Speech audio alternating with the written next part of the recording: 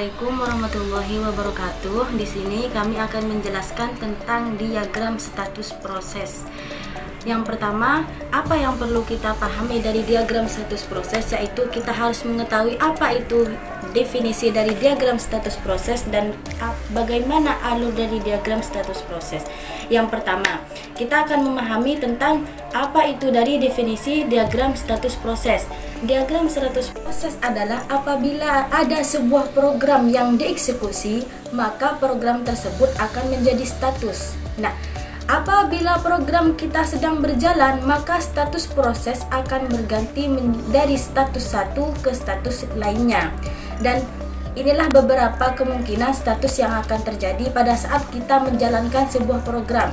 Yang pertama, new. New adalah proses yang dibuat atau yang sedang dipersiapkan. Nah, apabila terjadi eksekusi pada sebuah program yang kita jalankan, maka terjadilah status new atau mempersiapkan.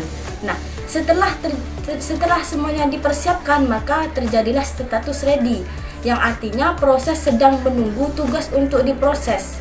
Artinya menunggu tugas atau perintah apa yang akan dijalankan. Nah, setelah perintah itu terjadi, maka terjadilah running, yang artinya instruksi akan dikerjakan oleh status tersebut. Nah, pada saat itu terjadilah waiting, yang artinya menunggu beberapa kemungkinan yang terjadi. Apabila dalam running tersebut terjadi sebuah masalah atau kendala, maka akan interrupt atau diam sebentar, yang disebut dengan status waiting. Nah, apabila tidak ada gangguan, maka status tersebut akan menjadi terminated, yang artinya proses telah selesai untuk dijalankan. Seperti itu.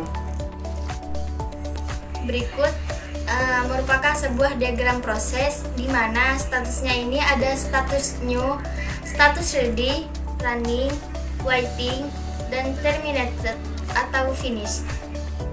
Nah, maksud dari diagram status proses ini, yang pertama ada status new, yaitu apabila ada program yang sedang dibuat, maka prosesnya tersebut ada di status new. Nah, setelah ketentuan atau syarat-syarat tertentu telah terpenuhi, maka status tersebut akan berubah menjadi status ready, atau status tersebut, proses tersebut siap untuk dieksekusi dan nanti akan dikirimkan dan untuk dikirimkan ke prosesor. Nah, setelah berada di status tersebut ada di status ready, maka selanjutnya akan berada di status running atau proses sedang dijalankan. Nah, dalam status running ini ada 3 kemungkinan yang terjadi. Yang pertama, jika proses tidak mengalami interrupt, maka proses tersebut akan langsung dieksekusi menjadi exit dan terminated atau finish. Perlu diketahui sebelumnya bahwa interupsi itu adalah sebuah permintaan khusus untuk melakukan sesuatu dengan memberhentikan apa yang sedang dikerjakan, proses apa yang sedang dikerjakan. Nanti proses tersebut akan dijalankan kembali setelah keadaan terpenuhi. Status kedua yaitu apabila proses sedang mengalami interrupt, maka statusnya akan berubah kembali menjadi status ready untuk menunggu penjadwalan pengiriman ke prosesor. Apabila status running masih membutuhkan beberapa perangkat I/O atau input output,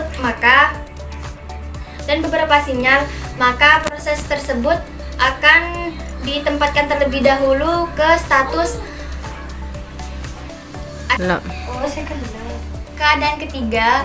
Apabila status running masih membutuhkan respon dari perangkat input output, maka status tersebut akan dan membutuhkan beberapa sinyal, maka status tersebut akan ditempatkan terlebih dahulu ke status waiting. Lalu setelah keadaan terpenuhi atau atau dari perangkat outputnya itu sudah terpenuhi dan beberapa sinyal itu sudah terpenuhi, maka status tersebut akan dikirim lagi ke status ready untuk menunggu penjadwalan pengiriman ke prosesor.